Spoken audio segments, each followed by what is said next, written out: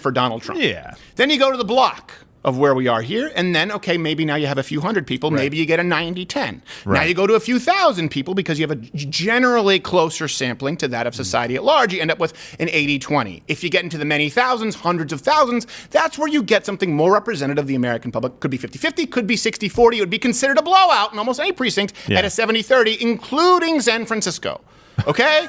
Just to be clear. But in these huge data dumps with hundreds of thousands of votes in places like Michigan, you have some percentages-wise for people to understand, like 96-4 for Biden. So we have the opposite. What we're seeing here is the larger the data dumps that occur, the more people, the greater the margin, the greater the ratio of Joe Biden to Donald Trump, which does not occur anywhere else in nature. That is a statistical anomaly, which, by the way, has only happened in these major swing states, namely a handful of major cities, Detroit, Philadelphia, Atlanta, and I can't remember, I think Milwaukee. Yeah, exactly. Legally, they cannot, by federal law, they cannot send electors if there is fraud. If they suspect that there is fraud, they have the ability, because the federal law does say that you have to be able to make sure, like if there is a suspicion of fraud, right, you can't send electors to us, or I'm sorry, not that you can't, but you have the ability to not send electors and say, hey, we can't certify our vote.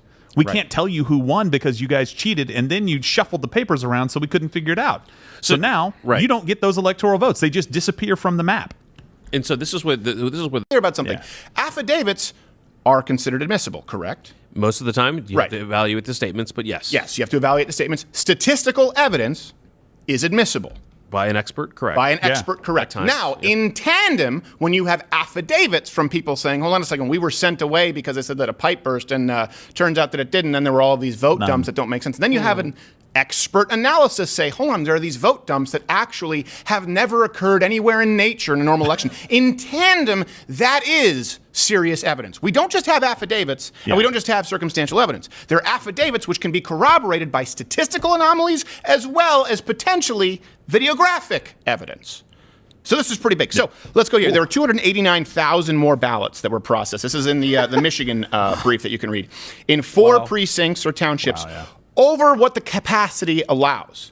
They're producing efficient. spikes that indicate manual adjustment, this is what it says, by those operating the system or by an attack from outside actors. And by the way, all of these data dumps happened within 5 hours of each other. They happened only in the specific places that needed to have this happen for the swing state vote to change. And if they did an analysis and said, look, we're not and in places where poll workers were not allowed to watch. Exactly. Everybody was gone, right? We have no bias here. All we're saying is if we look at all of the data, 6,000 vote dumps, and you normalize the data to make sure you're comparing apples to apples, they said this never happens. And if it does, one thing happens. 3 things happened in this one instance, especially in Michigan. And they said, look, if you just put these in line with 99% of the other data dumps, that's all you have to do. Take them from the 99.7 to 99. Donald Trump wins each of those states. Yeah, and in Georgia, the state flips if you just throw out people who kind of like have registration in 2 different states. Exactly. Or double votes. It's a 12,000 vote margin. Keep in mind, some people still think it's like 16, 18,000, or even 14,000. No, because even in counting without checking signatures, the machine ballots twice, they found 5,500 votes, most of which for Donald Trump. Oops. I don't know how that happens. If not that, what warrants an actual audit? If not that, we were told before this, well, there's no election fraud. It's never happened. They were told, well, it happens, but in like very small numbers. It's not widespread. It might be a couple hundred. Then they found 5,500 ballots, and they go, well, it's not enough to flip the state. Yeah, but you were wrong about all the other shit, and I think you're lying about the current shit. I do appreciate that there is at least some level of intellectual honesty going on with leftist media, because they're out there. They used to say there's no such thing as voter fraud.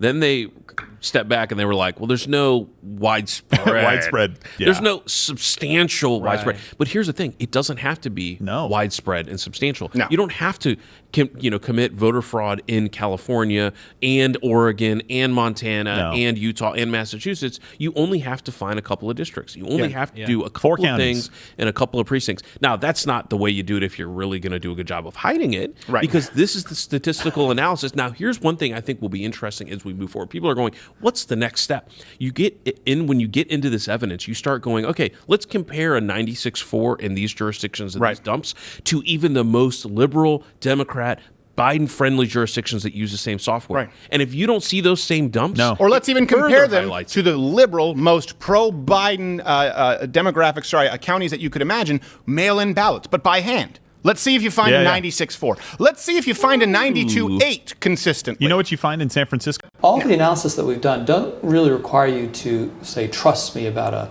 magical mathematical formula or some pattern we discovered or something that supposedly happened in the software of the voting machines. I can give you the list of the people who voted in this election who filed national change of address cards in Georgia, moving themselves to another state. And I can also show you the subsequent state voter registrations of these individuals in other states who then cast earlier absentee ballots back in Georgia. I can show you the names of the people and the records of them having voted in multiple states in the raw data that the states make available. So this isn't speculative.